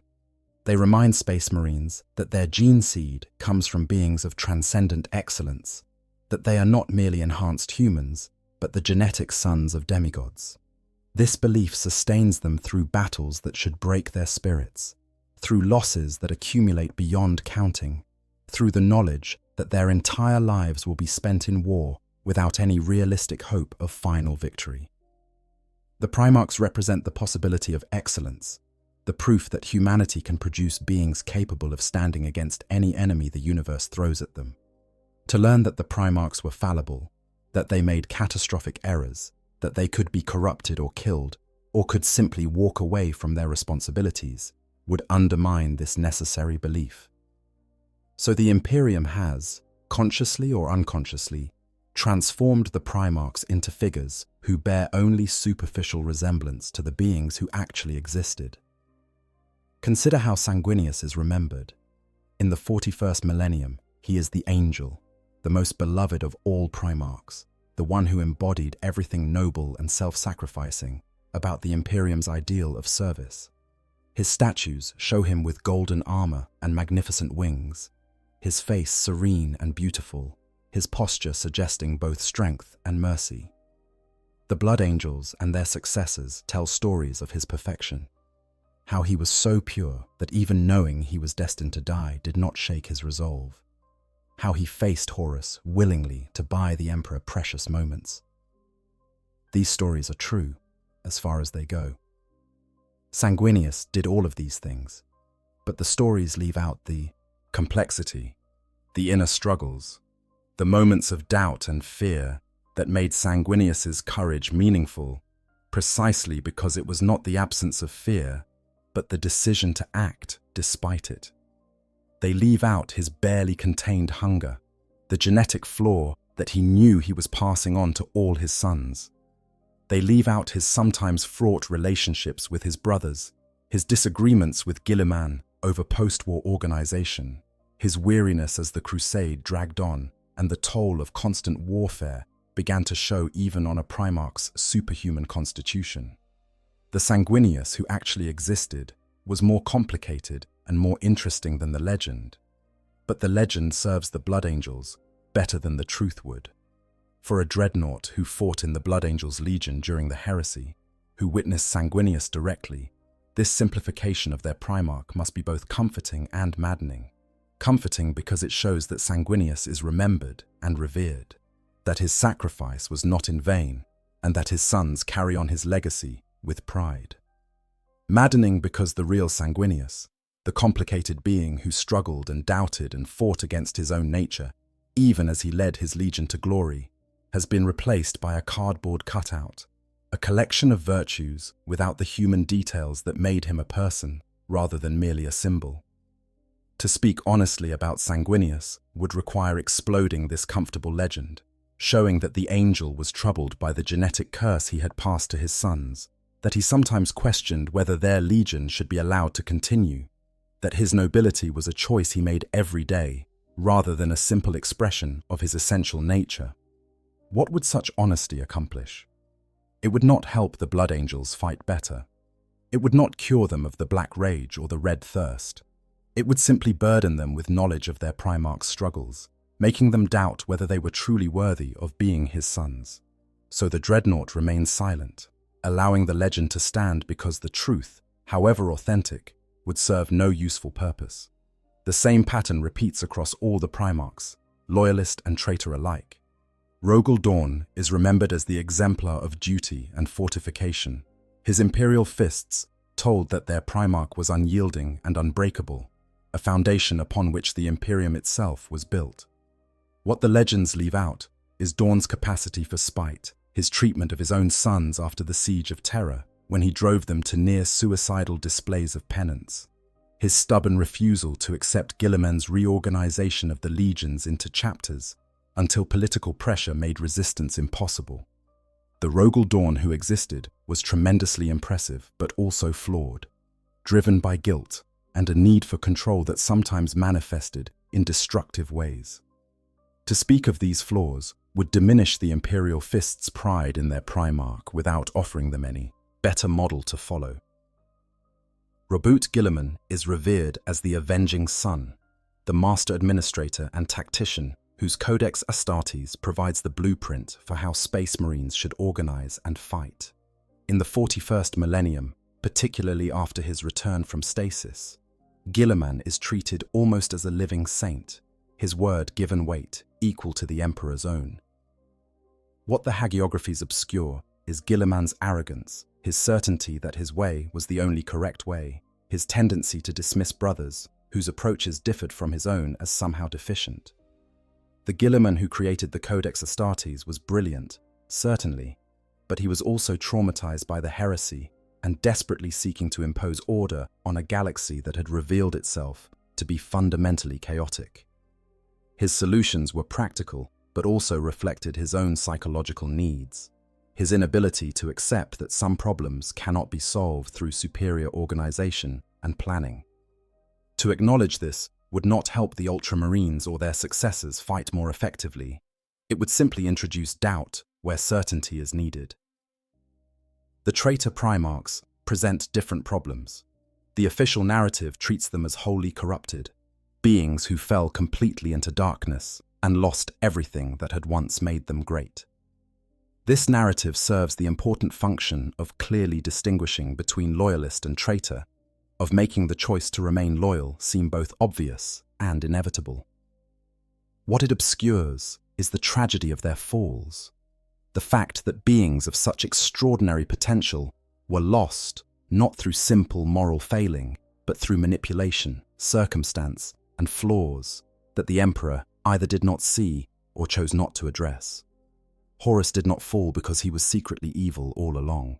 He fell because he was wounded, because he was exposed to the Chaos Gods at a moment of vulnerability, because he had been given too much responsibility without enough support, because the Emperor departed without explaining why or where he was going. Understanding Horus's fall as a tragedy rather than a simple moral fable might lead to insights about how to prevent similar falls in the future. But it might also lead Space Marines to sympathize with the traitors, to question whether absolute loyalty is truly possible when the beings demanding that loyalty are themselves capable of such catastrophic errors. Better to maintain the simplified narrative of pure corruption, of traitors who chose damnation freely and deserve nothing but destruction, than to risk introducing moral ambiguity that could weaken resolve. For Heresy-Era Dreadnoughts who remember the traitor Primarchs before their fall, this simplification may be even more painful than the idealization of loyalist Primarchs. To have known Fulgrim when he was the Phoenician, the perfectionist who wanted every action to be a work of art, and to see him reduced to a demon of excess and depravity, is to witness a fall so complete that it challenges basic assumptions about the permanence of virtue. To have fought beside World Eaters when they were disciplined warriors rather than mindless berserkers, to have respected Angron despite his visible suffering, and then to learn that he had been elevated to demon princehood and become nothing but rage incarnate, is to confront the fact that even Primarchs could be destroyed not in body, but in essence, their very selves consumed by the powers they had been created to fight against. These memories are dangerous, not because they inspire sympathy for the traitors, but because they suggest that corruption is always possible, that no amount of nobility or strength guarantees permanence, that the line between hero and monster is thinner than anyone wants to believe. The modern Imperium cannot afford such nuanced views. It needs clear enemies and clear heroes, traitors who are wholly evil and loyalists who are wholly good, because ambiguity is a luxury that humanity's desperate situation does not permit. So the Heresy-Era Dreadnoughts remain silent about these complications, allowing each chapter to maintain its mythological understanding of its Primarch. They understand that myths serve purposes that history cannot, that the Space Marines of the 41st millennium need archetypes rather than biographies, inspiration rather than information. The real Primarchs, with all their virtues and flaws and contradictions, have become irrelevant to the Imperium's needs. What matters is not who they actually were, but what their sons need them to have been. In this sense, the silence of the ancient dreadnoughts is an act of narrative construction, a choice to participate in the creation of useful fictions. rather than insisting on complicated truths. They understand that they are among the last who remember the difference between the Primarchs as myth and the Primarchs as beings, and they have chosen to let myth win because myth is what their chapters need to survive. This decision is not without cost. Every time a Dreadnought chooses not to correct a misconception, not to add complexity to a simplified story, not to share a memory that would complicate the official narrative, he reinforces the distance between what was and what is remembered. Over millennia, this distance grows until the Primarchs of memory bear almost no resemblance to the Primarchs who actually existed. The ancient Dreadnoughts become conspirators in their own isolation, choosing to preserve truth privately rather than share it publicly. And in doing so, they ensure that when they are finally destroyed, when the last Dreadnoughts who remember the heresy are gone, the full truth of what the Primarchs were will die with them. Perhaps this is as it should be. Perhaps the 41st millennium has no place for the truth about the Primarchs. Perhaps that truth is too complicated for a galaxy that runs on dogma and desperation.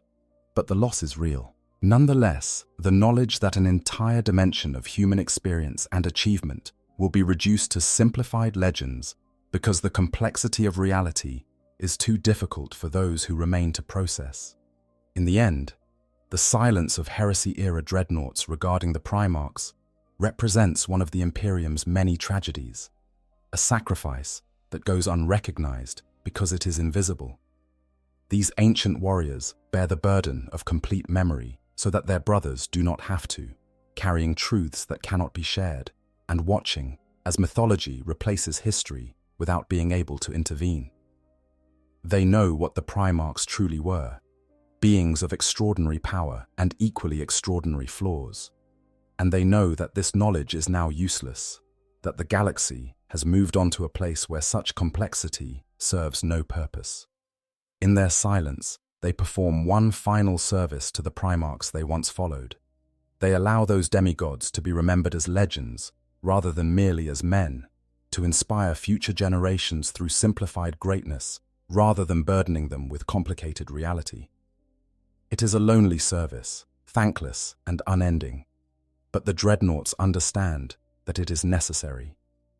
The age of the Primarchs is over, and what the Imperium needs now is not truth but hope, not history but mythology, not the complicated legacy of beings who failed as often as they succeeded, but the clear inspiration of heroes who were everything their sons needed them to be.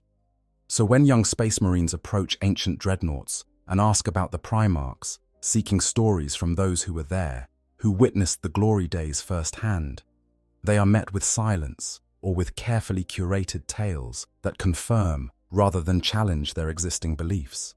And the Dreadnoughts, in their wisdom and their weariness, understand that this is how it must be. The truth they carry will die with them. And perhaps that is the final mercy they can offer to a galaxy that has already endured more than any should have to bear. Let the myths stand. Let the Primarchs be remembered as perfect beings, whose only failing was to be too noble for the universe they sought to save. Let the younger brothers fight with the certainty that comes from believing they serve the genetic legacy of demigods. And let the ancient warriors who know better keep their silence, bearing the burden of complete memory so that others can fight unburdened by the weight of the past. The sound of that silence echoes through 10,000 years, from the battlefields of the heresy to the desperate struggles of the 41st millennium. It is the silence of grief unspoken, of truths too dangerous to share, of memories too precious to risk diminishing through inadequate words. It is the silence of warriors who have seen gods and found them to be as flawed as any mortal, who have witnessed the fall of titans and lived to carry the memory of their descent. It is the silence of the last, witnesses to an age that the rest of the Imperium can only dream of and misunderstand and reduce to stories that bear only passing resemblance to the reality. And in that silence, there is a kind of terrible mercy, a final gift from those who remember to those who cannot, the gift of being allowed to believe in something greater than what actually was, to find strength in mythology that complicated truth could never provide. The Primarchs are gone now, one way or another, scattered across death and disappearance and demonic transformation. What remains are their sons, fighting endlessly in a galaxy that grows darker with each passing century. Those sons need their fathers to be more than they were, to represent ideals worth dying for, rather than merely beings who once existed. The Heresy-Era Dreadnoughts understand this need and choose to honor it through their silence, to let the age of the Primarchs remain wrapped in legend, preserving its glory by refusing to unpack its complications. In 10,000 years, this silence will have served its purpose, protecting the Imperium's defenders from truths that would weaken rather than strengthen them. And when the last Heresy-Era Dreadnought finally falls, when the last living witness to the Primarchs passes beyond even the mechanical extension that has preserved him, the truth will die completely, leaving only the myths that the Imperium needs to survive. Perhaps that is the greatest service these ancient warriors will have provided, not the battles they fought or the wisdom they shared, but the silence they maintained, the truths they refused to speak, the gift of letting the past remain idealized, rather than forcing it to become merely real. If you enjoyed this deep dive into the lore of Warhammer 40,000, please like and subscribe to our channel for more explorations of the grim darkness of the far future. There are countless stories still waiting to be told, mysteries to be examined, and horrors to be confronted. Join us as we continue to explore the Imperium of man and the shadows that threaten to consume it. The Emperor protects, and knowledge is the first line of defense against the darkness.